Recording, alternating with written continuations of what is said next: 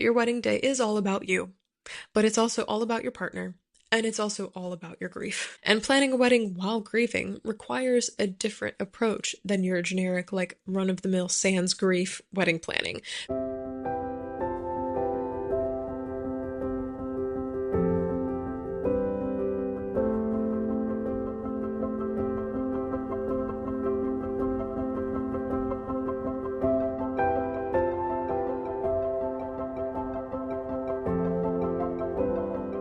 Hi there, grief growers, and welcome back to another episode of Grief Grower. I am so honored to be here with you today talking about this very, very, very close to my heart topic. If you've been growing alongside me for a while, welcome back. And if you are new to me and my work, hello.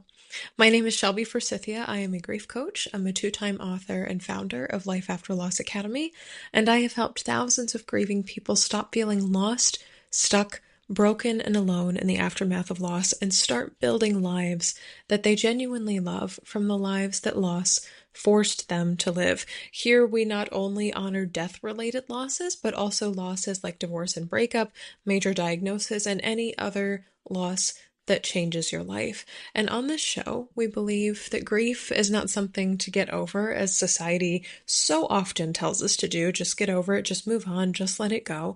But that grief is something to not get over, but grow alongside. And that when we stop treating grief less like a thing that's in our way and more like an invitation to live more deeply and to expand ourselves and our hearts, we create these really rich and meaningful lives that honor everything we've faced, everyone we carry with us, and the preciousness of what it means to be alive. And like I said at the top of the show, we're going to be talking about something really special today. My wife and I just celebrated their third wedding anniversary, and I thought, what better time to talk about how to plan a wedding after the death of a loved one than right now, than with 3 years looking back on the day that we were wed. So I'm going to be sharing sort of some ideas, some questions to ponder, some suggestions for honoring grief and loss on your wedding day. This episode's going to be different from some previous episodes where I have talked about things like divorce and diagnosis. This topic got really long, and so I am just sticking to, for all intents and purposes, how to plan a wedding when someone you love, a person or a pet, has died. But I'm sure there is opportunity, plenty of opportunity in the future to talk about how to plan a wedding after you've been divorced, how to plan a wedding after a major diagnosis, how to plan a wedding for insert other major loss here, because wedding is basically just a stand-in for major joyful life milestone. How to have a major joyful life milestone after something awful and heart-wrenching and life-changing has happened. So if this topic is interesting to you, if what I share is helpful today, but you really want to hear me talk about how to plan a wedding after a divorce, or maybe things to keep in mind after a diagnosis in planning for a wedding, let me know, and I can absolutely expand on this and refer back to it when I do. Another sort of disclaimer I want to give at the top here is that I am a non-religious American based in the United States, a grief support coach. So while everything I have to say here is grounded both in personal experience, marrying my wife, and the insights I have in more than 8 years of working with grieving people, it may not include key elements of your cultural, spiritual traditions. I may have left some things out. I may miss some things. So take what serves you, add your own spin on things that I say, and please, please, please, please, please fold in and invent your own traditions where needed. So I want to start with talking about why it's so important to talk about why and how wedding planning after a loss can feel so heavy. Like, why it's important to talk about these things together. Because a lot of people will talk about grief as a separate topic and wedding planning as a separate topic. But we need to put them together because so many people who are planning weddings, who are uniting their life with somebody else, are also grieving someone or someone's at the same time. And for me, it showed up as this very specific sort of aching. There was this, as I was planning my wedding, my mom died in 2013, I was getting married in 2022. There was this joy and this dread sort of like smashed and tangled together in my chest, and I felt them all the time, and they were clashing and competing against each other in a way that I felt like wouldn't make sense to anybody who hadn't been here before. It was the, oh my God, anticipation of a very, very happy and long future, but sort of tethered to and tugged on by sharply and constantly by this longing for someone, my mother, who only existed in my past. And longtime listeners of this podcast and people who paid attention to my work through the years will also know that my best friend died suddenly from COVID 12 days before my wedding in 2022, and missing her on that day as well was absolutely devastating. I didn't do so much planning 12 days out, and so this article speaks more about the death of my mother than it does about the death of my best friend. But getting ready to get married while grieving is a very specific sort of experience, and one that I think we need to talk about a lot more, because everything's happening all at once. There's the present moment that you're living in. There's all the people and memories that brought you to this place, the past, and then there's this path that's laid out before you and your partner going forward, and you are getting ready to go down it. And you might be a person who's imagined your wedding since childhood, before you even knew who your partner would be, or you might be a person who assumed, maybe because of your loss, that you'd never get married. And regardless which is true, or wherever you fall on that spectrum, you knew from the moment that your person died, or your pet, that a joyful milestone day like this one would probably come down the road, and that they would not be here to commemorate it with you. Again, my mom died in 2013. I was 21. At the time, I was dating somebody that I intended to marry, as we often do in college. And one of the first thoughts I had after my mother's death was, oh my God, she won't be at my wedding. And I have heard so many stories from clients and students after the deaths of their parents or their grandparents or their siblings or their children or their friends or their pets. And there is this heartache in knowing with devastating certainty, no matter what happens, no matter what else changes in my life, that this person or pet that I love will not be with me on one of the most significant days of my life. And when I married my wife, her name is Heather, in 2022, we were missing 9 people between us. She was missing 7, I was missing 2. And every single part of our day together was interwoven by grief. We chose carefully, very intentionally, what kind of wedding we wanted, not just for aesthetics, not just for color schemes, not just for flowers, and not just for sunshine, but for emotional survival, so that we could get through it together. And this podcast episode today is based on our experience, my experience planning a wedding as a grieving person, getting married to a grieving person, and the experiences of other grieving students and clients have shared with me. So please know that the questions and suggestions about planning a wedding while grieving are not about directing you to feel more joy than pain. I'm not trying to change the ratio of your emotional life in this episode. It's about creating space for both things to be true and making room on your wedding day, a day that society tells you should be joyful, should be happy, the very best day of your life, blah, blah, blah, blah. It makes room for the foundations of love in your past, people you may be grieving, places you may be grieving, pets you may be grieving, as you step through this doorway, this life-changing event, and build upon those foundations of love in the future. Getting married is not a doorway where you say, okay, I'm done with that part of my life, I'm stepping into this one now. It is an opportunity for you to, as we talk about on Grief Grower, to expand, to continue to grow, and to have your life get bigger and richer in a way that resonates with you. It's not shutting off. All these people have died and now I'm going into life with this new person. No, that's not what we're doing. It's all these people have died and I'm taking them into my life with this new person. Okay, so the first thing I want to talk about is the structure and format of your wedding. Choosing the right, heavy air quotes on right, type of wedding for your grieving heart. And the big permission slip I want to offer you at the beginning of this is that you do not have to do what everyone else is doing. You don't have to look on Instagram for inspiration. You don't have to compete with your next door neighbor or the person you went to college with, whatever the case may be. A wedding that includes your grief is a wedding that invites you to pause and consider the following questions. Number 1, how much energy do I realistically have to spend? Because grief takes from you in ways that most people cannot see and sometimes understand. And even the planning of something joyful can be exhausting. It costs. There is a grief tax that you pay.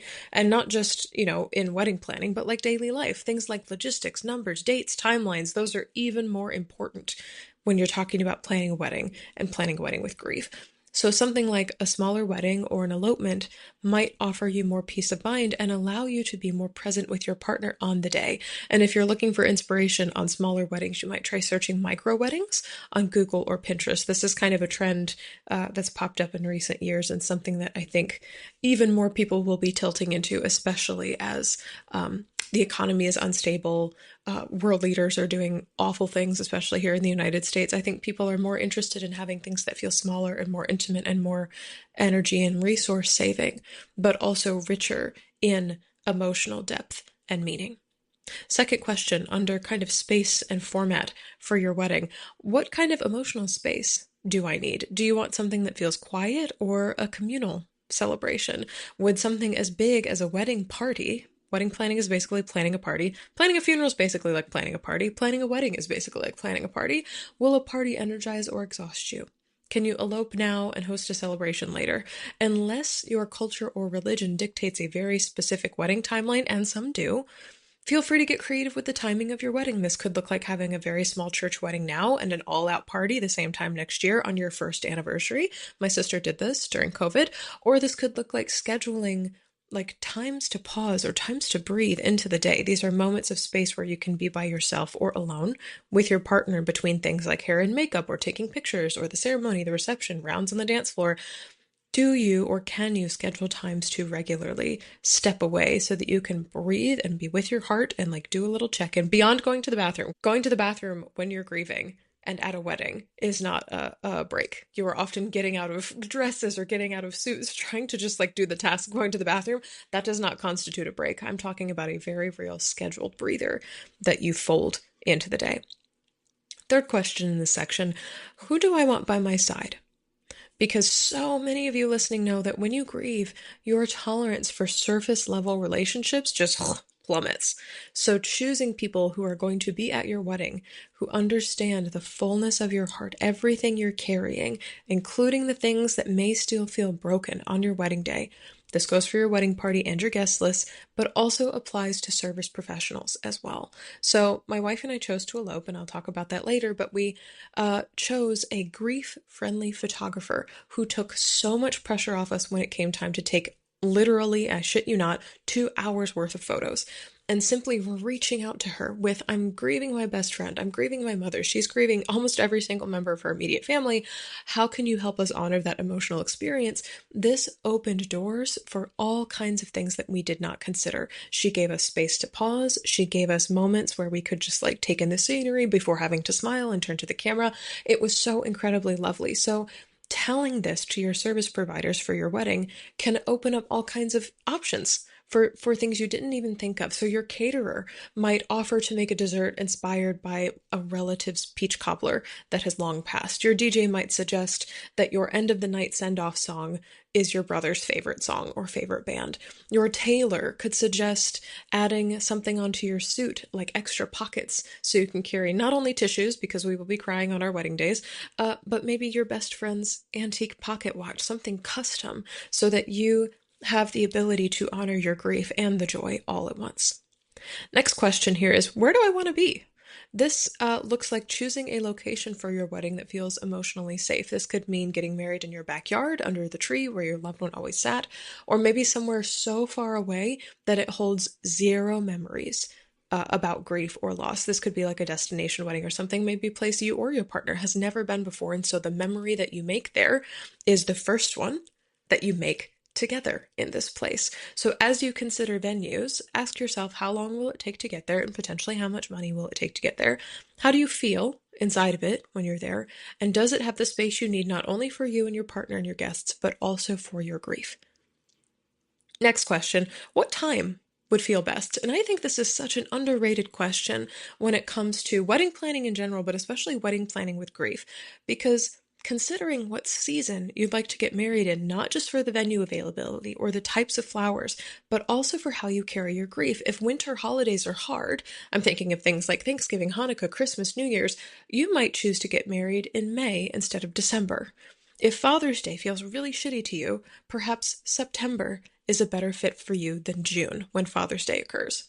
You could also expand this idea and consider getting married. A lot of people do things like getting married on a loved one's birthday or their anniversary so that you have a shared celebration date in common. A lot of people will get married on a grandparent's or a parent's wedding anniversary date, and that can feel like a good omen all the way around. My wife and I chose to get married on May 25th or 525 because palindromes remind us of our parents. So the words mom and dad, MOMDOD, are both palindromes. They're spelled the same backwards as they are forwards. So 525 is also a palindrome. We also chose to get married at 9:15 in the morning.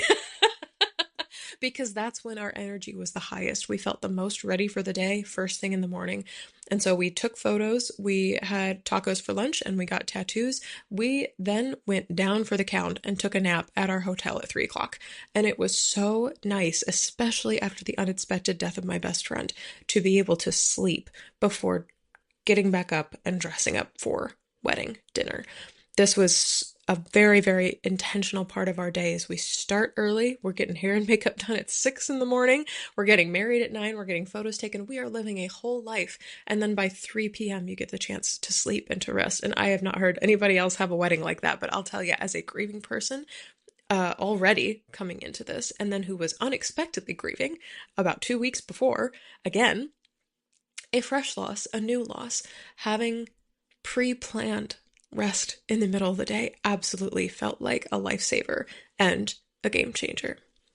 The second really big kind of umbrella topic I want to talk about here is clothing, because this is something that has so much meaning and memory for people around their wedding day. I mean, people are passing down wedding dresses and suits from decades ago, or jewelry or things like that. And so considering what you'd like to wear and how you'd like to wear it is a really lovely way to think about how to honor loved ones on a wedding day. So one question to ask yourself might be, can I repurpose something that I already love? So this could be your father's cufflinks. You might reimagine a dress from that belonged to your mom or your grandmother or an aunt or another matriarch in your family. Maybe you sew the tag from your pet's collar or a swatch of a child's favorite pair of overalls into your suit jacket so that when you open up, you can see it there. And something I really love about clothing, too, is you don't have to have something already. A lot of folks who have faced natural disasters do not have access to memorial clothing or clothing that belonged to a loved one. You can also stitch new meaning directly onto fabric. So things like initials or flowers or flags or symbols or handwriting can all be embroidered onto different kinds of fabrics. I'm thinking dresses or suits or hats or veils or pocket squares. If your shoes are made of kind of a bendy fabric like a canvas or something, you can even embroider things like shoes. And this is such a neat way, if you don't have access to a loved one's clothing, or you never had access to it, or you lost it through another major grief event, this is a way to bring your loved one with you, even if you don't have articles of clothing or items that belong to them. When we got married, Heather chose to wear her dad's tartan, it's like a Scottish stripe pattern, suspenders, for our wedding. We did a few photos with her suit jacket off, and it was really, really beautiful to see her dad's presence, and by proxy, kind of like his whole lineage's presence on full display. She also lost her paternal grandparents. And if you don't want to alter the clothing that you're wearing, and if you don't have the energy to like sew new things onto clothing you're wearing, you might also do something like displaying a loved one's clothing. I recently saw an Instagram reel where the bride and her partner put together like a mannequin display of her mother and her mother-in-law's bridal gowns at a special table during cocktail hour with photos of them on their wedding day. So kind of like the generation up before that. And so they became conversation pieces that their guests could talk about and that they could have in the room with them as they were getting married. And so there's all kinds of ways that you can incorporate clothing into your wedding, and this can fold into your wedding planning as well. Other things to consider is if you have accessories that can carry your loved ones with you. Things like honoring a loved one through jewelry or watches or shoes or glasses, but also things that are like less seen. So like the way you do your hair or perfume or cologne, these can all invoke the presence and the essence of someone who's no longer here. And these details can be like unspoken portable altars that you carry with you throughout your wedding day. So something I like to talk about is both my engagement ring and wedding ring contained diamonds from my mom and from Heather's mom as well. And Heather's wedding band is her mom's wedding band that got a nice fresh polish. She just basically took the wedding band that her mom wore all throughout her life and said, "Can you polish the scuffs out of this?" And then she wears that now as her wedding ring. And so literally reusing jewelry. You do not always need something new.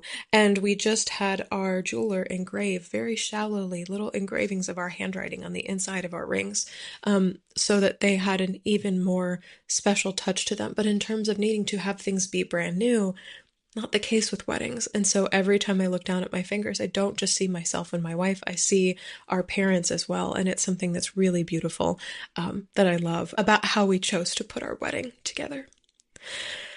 This next section is my favorite. Because, as some of you know, not all of you might know this, but I'm a freelance florist. One of my first jobs here in Chicago was as a floral designer, and it continues to be something I do on the weekends for fun, is flowers. Talking about the flowers that you use in weddings, because there's a lot of symbolic meaning behind flowers, and I won't go into like what every single flower means, but choosing specific flowers can help you bring the memories of people you love and pets you love closer to you. So the first question you can ask in the flower department is, are there flowers that are significant to you? You might select ones that your person loved or that remind you of them. A lot of people think of things like lilacs or peonies for a mother or grandmother are very popular. A lot of kids like things like daisies, so incorporating daisies in a wedding bouquet is really fun. And even if your florist can't get in a specific flower, lilacs are not in season year round. Sometimes also things like flowers can be expensive, or they're not available, or the wholesaler's out of them, or maybe they just don't hold up well out of water. I'm thinking things like hydrangeas. You are beautiful puffballs, but every time you're out of water, you just wilt and go to pieces. You can always explore things like dried or artificial flowers. Both my sister and I incorporated artificial flowers on our wedding day. My sister's wedding bouquet was entirely artificial flowers, and she incorporated some artificial Queen Anne's lace, which was our mom's favorite, into her bouquet. And for my wedding, I wanted my favorite flowers, which are black-eyed Susans, and my wife Heather really wanted lavender, and neither of those things is in season in May in Chicago. So I ordered artificial ones from an online store, just like a florist website. And you can also do this from Etsy, Michael's, any craft store that's in your area. And then I folded in these fake flowers alongside real flowers. Roses, there's a blooming branch called spirea, ranunculus, stock, even some wildflowers in there. From the pictures, you have no idea which flowers are fake and which flowers are real. And the effect was, it felt like both of us and all the people that we love were represented in the flowers. Another thing that you can do, and I loved when people asked us to do this when I worked at a few like retail flower shops, is adding photos or like small tokens or memorabilia to your personal flowers. And I say personal flowers, but these are things that you carry or wear. So tiny lockets or charms or ribbons with initials sewn on them can be woven or included on bouquets or boutonnieres or pocket squares, sometimes even flower crowns if you want to do a flower crown for a wedding, especially if you are a person who is walking down the aisle at a wedding. It can feel really special to gently like have your thumb on the charm on your bouquet, or put your hand over the locket that's been tucked into part of the boutonniere on your heart. It's just a physical memento of you are with me, I am with you. We are not separated on this day. And then the last bit under flowers here is color. Color is such a fun way to include somebody that you love. So maybe purple was your sister's favorite color, or your grandfather always gifted you yellow roses on every occasion. So if it feels right, and if it's something your partner is into, let your choice of color guide your palette for your wedding. And something that's really neat is in the United States, sympathy flowers and wedding flowers are generally the same color, white. So a simple classic all white palette, if you don't want to think about how to include all these colors on your wedding day, going all white can do sort of a double duty in terms of color scheme. You are joyful, you are celebrating, you are starting fresh, which is kind of the symbol of a wedding. You are also mourning at the same time, and just having the color white anywhere in your day can really contribute to that sending a dual message, even if you're the only one who's thinking about that on the day.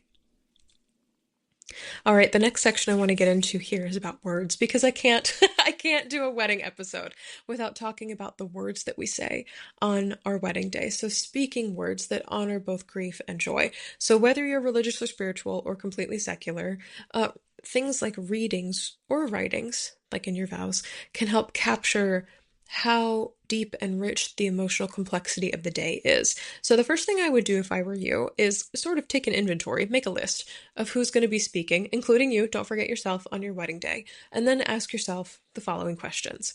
Number one, can I incorporate popular poetry or literature? Especially if you're a reader, this might be something that resonates with you because there's a lot of poets and authors that have written books that reflect themes of memory or grief or enduring love. I'm thinking Mary Oliver, Pablo Neruda, Rilke, Ocean Vuong. There are so many different folks over the years and contemporary who have written things about grief. And you might even go back and listen to my podcast episode with William Bortz. We talked about Mother's Day and poetry together for inspiration on poets to consider as you are thinking about whose words to include on your wedding day.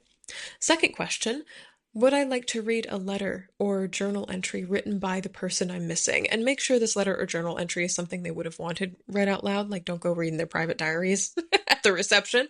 But things like love letters or stories or jokes are almost always appropriate to read at weddings. And if you are not personally able to read a loved one's words without falling to pieces, although if you're going to cry on any day, cry on your wedding day, you might enlist a friend or family member to read this journal entry or this story from a loved one as a part of your ceremony or the reception, or you might even incorporate them somehow, maybe a line or two, into your vows. Third question, are there religious or spiritual texts that resonate with me? And while they're not comforting for everybody, not everybody wants God at their wedding, words that come from or feel like they come from a higher power, if they're comforting to you, can feel like something solid on a very griefy day. And even if you aren't religious, a verse or a blessing from your loved one's tradition, whatever religious or spiritual or cultural tradition they're a part of, can feel grounding. Number 4, would I like to write a custom reading?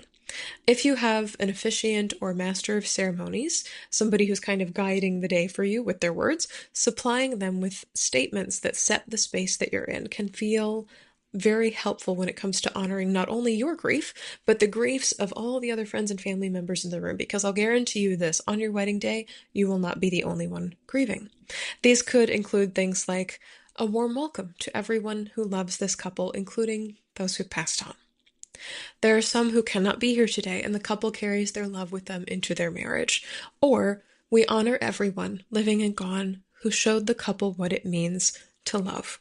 And I like tear up saying things like this because it's so special to just for 2 freaking seconds acknowledge that there is everyone who is in this room or in this space right now, and everyone who is in this room and in this space right now is here and informed by and surrounded by, whether you believe in an afterlife or not, those we have come from. And just acknowledging their space in the room can make a wedding feel so much deeper and so much richer and so much less like something that you must look joyful for the fun of it, but something that's really been informed by and is special because of who loved you and where you came from. I want to get into now a lot of people's favorite parts of thinking about wedding planning, and that is putting together rituals or memorials. A lot of people, especially around like holiday seasons, not necessarily for weddings, talk about the presence of the empty chair. And so what do you do when there's a chair in the audience or a chair or a space standing up next to you in a wedding party that's empty? So things like memorials and rituals, whether they're things that have been set up and left there, I call them static setups, or action-oriented gestures, things you do to acknowledge your grief, are beautiful ways to honor grief's presence on your wedding day. In terms of kind of this first category, fixed or static memorials, these are set up in one place for you and your guests to appreciate. You might do something like the empty chair. A memorial chair with like a photo, a flower, a candle, these are very common, and leaving a note or a program at the seat, at the empty chair, explaining what it is and its significance during your day. This can also be a way, if you are getting married kind of in front of an audience, for you to look out at the audience and not see an empty chair, but something that is full of their presence, something that you've designed intentionally to be there looking back at you. Kind of similar, you could also do a memory table that has framed photos or handwritten notes or candles or objects that belong to your person. This is especially helpful if you and your partner have lost a lot of people between you or have a great lineage of people that you'd like to honor on your wedding day. You could also do something virtual, digital, like a slideshow or a memory wall, and this lets people kind of walk by or point at photos or notice themselves in pictures in a way that honors your loved ones and their role in your life, and also kind of invites people into a space that's dedicated for sharing those kinds of grief stories. If you are more interested in performing an action or adding an action onto a static memorial or static ritual, you could do something like light a candle together or invite guests to light candles all at once. You could release doves or butterflies. If you're doing this, please do it ethically and responsibly. You can find out more by Googling ethical butterfly release, ethical dove release in your area. As a way to support that. I don't know a lot about it, but I do know there are better and worse ways to do that. Also, please don't release balloons. They're bad for the environment. So release doves or butterflies or something else to symbolize transition and love and continuation. You might play a favorite song of loved ones during a quiet moment or do a dance in their honor. I'm thinking of a lot of folks who've lost a parent will dance with another parent, or who've lost a grandparent will dance with the other grandparent and vice versa. There's a lot of different ways to kind of swap out roles, but have the dance be a song that was significant to your loved one or to all of you. You might also do something like pour out a ceremonial drink. This could be wine or tea or whiskey in a loved one's memory, and let that first metaphorical sip be for them or in their honor. Or you might plant something. It kind of depends on the venue. If it's your backyard, it's probably a go. If it's like a public garden, probably not. They'll come behind you and dig it up after you're gone.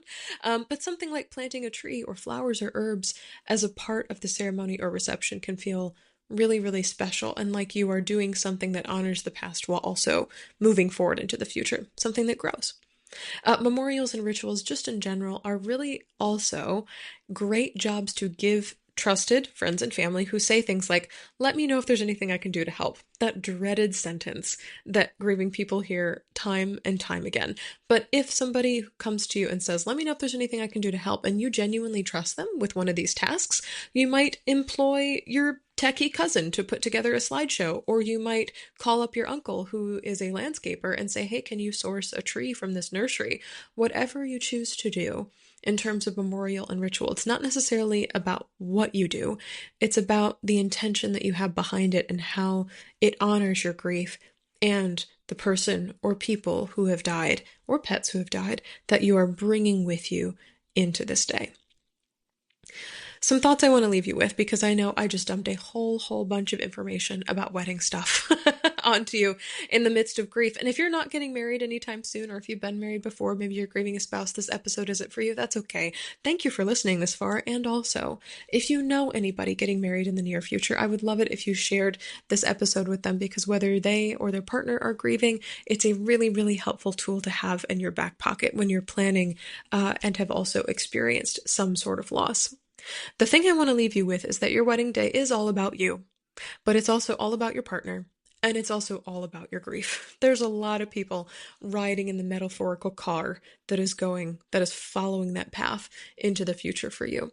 And planning a wedding while grieving requires a different approach than your generic, like, run-of-the-mill sans grief wedding planning, because grief in and of itself demands space and time to pause and consider things and ponder and create and to remember and feel. And that's not a bad thing. It's very human to grieve on your wedding day and every other day, but it does mean that this process is going to require a little bit more energy and a bit more consideration from you. And as a grieving person, I cannot tell you in enough words how grateful I am to have planned a grief-honoring wedding with a partner who is also grieving. I always say, if you want to date and marry a good person, date a griever. Grievers are worth dating. And this is not necessarily universal advice. I know that some grieving people are not the kindest people in the world. It is not a universal statement. And I think a lot of society will discount grievers as damaged goods or broken, or you've had your chance to be married and then your spouse died, or you experienced another major loss. And they don't see grieving people as people who act with more intention, or act with more care, or act with more love and history of loss in mind, but it is something I deeply treasure. Like, it is something I will say from the rooftops for as long as I live. If you want somebody who's there for you in sickness and in health, marry a griever. A griever who has welcomed their grief into their life. And like I said at the top of the show, built a beautiful life that they love from the one that loss forced them to live. That is a person worth building a life alongside. I gotta tell you, when Heather and I got married, it felt as if all of our loved ones got to come along for the ride, even Tammy, who I had recently lost 12 days before our wedding, and we could both sense it throughout the whole day. We felt as if everything we did and everywhere we went was somewhere that was also accompanied by all the people that we lost. So as you plan your wedding together, as you're listening to this podcast, as you're watching this on YouTube, you might even go over to shelbyforsythia.com and read the accompanying blog for this episode. My hope for you is that you and your partner make loads and loads of room for grief to come along for the ride in your own wedding. Because somehow, and I still cannot fully understand why, grief shared, especially grief shared with a partner, is grief lightened. I hope that this checklist, that this episode has been a helpful guide and a starting point for making room for your loss and your loved one on a big milestone day. And whether you're in the lead up to a wedding, you've already gotten married, you have no need for this episode, but you listened anyway. No matter where you are in grief, if you're looking for even more tips and tools for navigating life with grief, plus weekly live coaching from me where I'll take your questions on grief and living life after loss, I hope you'll join us in Life After Loss Academy. There, I will walk you through my signature 5-step grief method for re-establishing, reorienting, rebuilding after loss, and address all of your struggles about life after loss, including honoring your loved ones, releasing really heavy, difficult, painful emotions. I'm thinking things like anger, guilt, regret, despair, and also moving forward in the way that works best for you. I would love to see you there.